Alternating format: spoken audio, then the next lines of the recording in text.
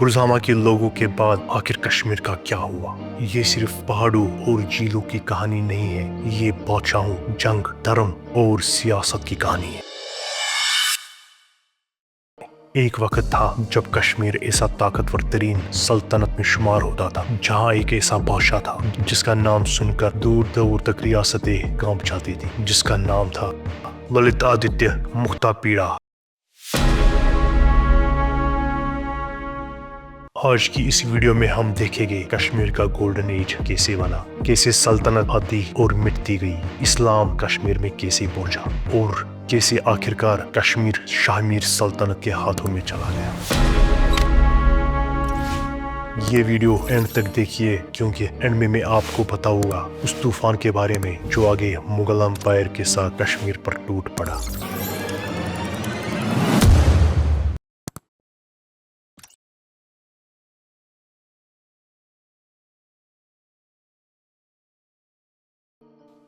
कुछ सालों बाद बुरज़ामा के लोग मड हाउसेस में रहने लगे। वक्त के साथ साथ कश्मीर डेवलप होता गया। कई हजारों साल बाद सबसे पहले कश्मीर की कहानी शुरू होती है गोनाडा सल्तनत से, जहाँ से कश्मीर की रिकॉर्डेड हिस्ट्री मिलती है और गुनुंडा आई जैसे बादशाह का नाम आता है। याद रहे, गुनुंडा के बारे में डेटेड आर्कियोलॉजिकल प्रूफ नहीं मिलता है। फिर 3rd सेंचुरी BCE में अशोका द ग्रेट, जिन्होंने बुद्धिज्म धर्म डेवलप किया और इस धर्म को कश्मीर के लोगों तक पहुंचाया। 8वीं सदी में सबसे पहले कश्मीर पर कारकोटा डेंसिटी का राज शुरू हुआ और इसी डेंसिटी का सबसे ताकतवर बादशाह बना ललित आदित्य मुक्तापीड़ा। मैं बुरज़ामा के लोगों के बाद हजारों साल बाद 724 से 761 ईस्वी के आसपास मैं कश्मीर का पहला राजा आणि करकोटा वंश का राजा ललित आदित्य मुक्तापीड़ हूँ। साल 724 से 760 तक कश्मीर पर हुकूमत की। ललित आदित्य कश्मीर का ही रहने वाला था, जिसको अलेक्जेंडर ऑफ कश्मीर भी कहा जाता है। ये कोई बाहर से आया हुआ हमलावर नहीं था, बल्कि कश्मीर की मिट्टी से उठा हुआ वो बादशाह जिसने तकरीबन 36 साल तक कश्मीर पर राज किया। ललित आदित्य सिर्फ जंग जीतने वाला बादशाह नहीं था, वो शहर बनाने वाला, मंदिर बनाने वाला और सिविलाइजेशन खड़ी करने वाला बादशाह था, जिसकी राजधानी प्रयासपुरा थी।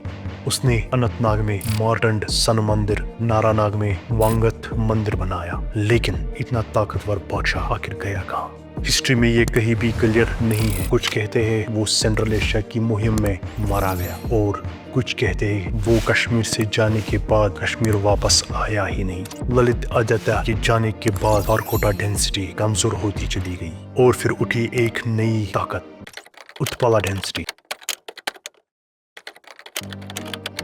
जिसने 855 से 1003 AD तक यहाँ राज किया, जिसका राजा था अवंती वर्मन।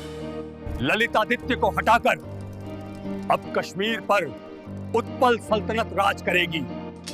अवंती वर्मा ने सिर्फ तख्त नहीं संभाला, उसने पहले राजा ललित आदित्य के बाद कश्मीर को दोबारा जिंदा किया। इस दौर का सबसे बड़ा हीरो था एक इंजीनियर जिसका नाम था सूया। उसने झेलम रिवर का फ्लो ठीक किया, वलोर लेक का पानी कंट्रोल किया, जिससे कश्मीर की खेती फिर से जिंदा हुई, लोगों की भूख कम हुई और इकोनॉमी स्ट्रांग बनी। अवंती वर्मन ने अवंतीपुरा शहर पुलवामा में आज के नाम का अवंतीस्वामी मंदिर, नए टाउन्स, इरिगेशन सिस्टम और कई मंदिर बनाए। मैं अवंती वर्मन ये ऐलान करता हूँ अवैध, आज से अवंतीपोरा कश्मीर की राजधानी रहेगी।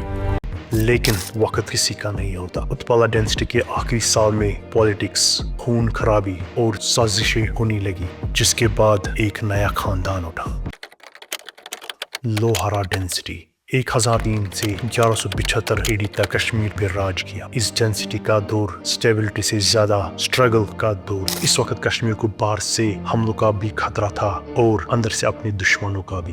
तभी 11वीं सदी में 1015 AD और 1021 AD के आसपास महमूद गजनवी ने 2 बार कश्मीर पर हमला करने की कोशिश की। हमारा सफर कश्मीर की ओर तय है। महमूद गजनवी, तुम्हारी नापाक नजर हम कश्मीर पर पड़ने नहीं देंगे। इसमें वो नाकाम हुआ था, लेकिन इस सल्तनत की आपस में लगातार लड़ाइयाँ और फिर आई कश्मीर की आखिरी हिंदू रूलर, जिसका नाम था क्वीन कोटा रानी। मैं कोटा रानी से इस कश्मीर की नई मलिका हूँ। रानी, जिसके बाद कश्मीर का इतिहास हमेशा के लिए बदलने वाला था। यहाँ से एक और कहानी शुरू होती है, तलवारों की नहीं, रूहों की कहानी। 1324 ईडी सेंट्रल एशिया के तुर्किस्तान से एक सूफी संत कश्मीर आता है, जिसको आज हम हजरत बुलबुल शाह के नाम से जानते हैं, जिसका असली नाम था सैयद शरीफुद्दीन अब्दुल रहमान शाह। वो कश्मीर क्यों आए? न राज के लिए, न दौलत के लिए, बल्कि वो इंसानियत और इस्लाम का पैगाम लेकर आए थे। उस वक्त कश्मीर में राज कर रहा था एक आउटसाइडर हिंदू रूलर रिंचाना। बुलबुल शाह के अखलाक और पढ़ाई से मुतासिर होकर रिंचाना ने इस्लाम कबूल किया और बना सुल्तान सदरुद्दीन, जो कि कश्मीर का पहला मुस्लिम रूलर बना। बुलबुल शाह ने श्रीनगर में खानकाह और मस्जिदें बनाई। कश्मीर में प्यार, सब्र और रूहानियत से इस्लाम फैलना शुरू हुआ और कश्मीर में आने के तकरीबन 4 साल बाद 1327 एडी बुलबुल शाह इस दुनिया से वफात पा गए और यहाँ से कश्मीर की रूहानी सफर का नया चैप्टर शुरू होता है मुसलमानों का। 1349 एडी क्वीन कोटा रानी हार जाती है और कश्मीर पर पहली दफा पूरी तरह मुस्लिम सल्तनत कायम होती है, शाहमीर सल्तनत का, जिसका फाउंडर होता है शमसुद्दीन शाहमीर। शाहमीर डेंसिटी ने कश्मीर पर लगभग 220 साल राज किया, मतलब 1349 से 1561 तक। इस दौर में इस्लाम स्ट्रांग होता गया, सूफी कल्चर फैला और कश्मीर की पहचान बदलती चली गई। इसी शाहमीर डेंसिटी के बाद एक दौर में कश्मीर ने देखी सबसे खूबसूरत और दर्द भरी आवाज, हबा खातून। वो एक आम लड़की थी जो पोइट्री लिखती थी, जिसकी शादी हुई कश्मीर के शिया शाकर रूलर से, जिसका नाम होता है यूसुफ शाह चक। लेकिन मुगल बादशाह अकबर ने यूसुफ शाह को धोखे से दिल्ली बुलाकर कैद कर लिया। हबा खातून का प्यार, उसका सुकून, उसका घर सब लुट गया, जिसकी शायरी आज भी कश्मीर की दर्द किताबों में लिखी हुई है।